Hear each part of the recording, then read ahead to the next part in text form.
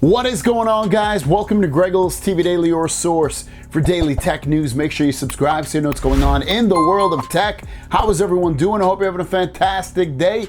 We've got two news stories for you, so let's dive right in. Our first story of the day has to do with Amazon Music. Amazon Music, if you didn't know, because they're the competitor to Spotify and Apple Music and some other music services on the block. But a lot of people already have Amazon Prime. Me, myself, has Amazon Prime, and a lot of you guys have it as well. Well, they just updated their perks with Amazon Prime to include Amazon Music and basically their full library. So you will get over 100 million songs to listen to on Amazon Music. Now, the big caveat from this is that in order to use it, you have to be in shuffle. You can only shuffle the music, which could be a little bit of a hindrance to some folks. If it's not, though, I mean, it's great because you don't have to pay for music, basically.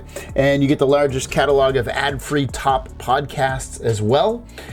Exclusive podcasts just to Amazon.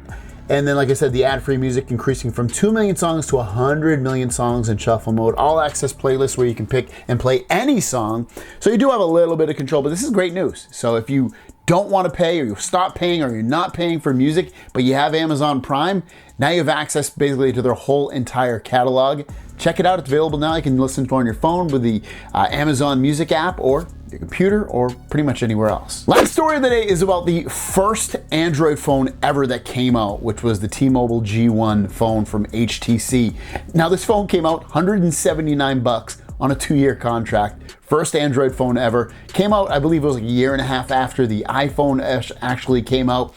But this is crazy because it's popping up again because there was a tweet that was put out, a little, story basically from Rich Miner. He started off talking about Meta and Facebook and how they're doing things versus how Android did it back in the day. But basically, he goes on to say that all along we were working on two phones, sooner, more BlackBerry-like and Dream touchscreen based.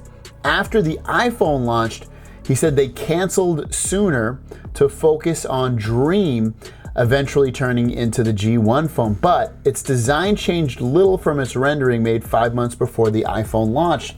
And he shows this phone off. Now I want to show you first what the original one looks like. This is what the original one, the actual came out. And you can see it is pretty refined. It's almost very close to what we have now. Obviously it has physical buttons and a slide out keyboard, but if you minus that stuff out and think about what we have as phones with back buttons, home buttons and all that, it's fairly similar.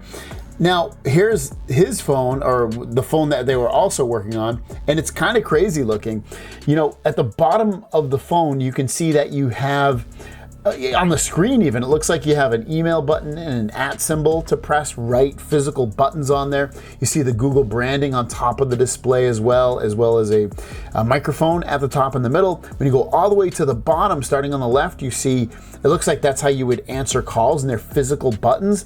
You see a physical home button, you see a physical back button, and then you see a directional controller of some sort that would allow you to control the phone from there without probably having to touch the display. And then ultimately the keyboard when it's slid open. It's just such an interesting looking thing. He goes on to say that Steve Jobs was not happy about Android being an important partner. They made small changes to appease him before launch, saying we were duping Apple is wrong. Android was developed at the same time with no information flow. Similarities were based on similar tech and constraints. So basically, who's Rich Miner? He helped create Android. Android was created in around 2005 with the company that he was, I guess, owned. And then they sold it to Google. Google bought it.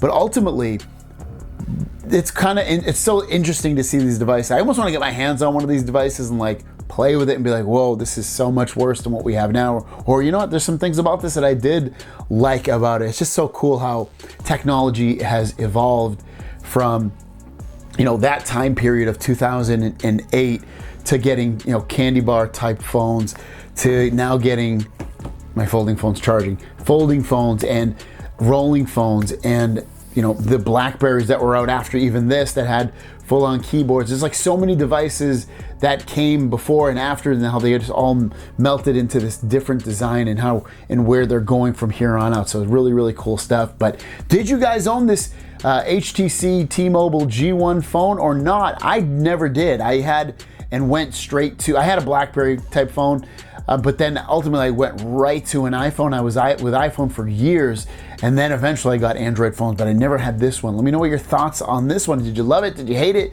What did you like and hate about it as well? Thanks for watching. Have a great day, and we'll see you down the road. Peace.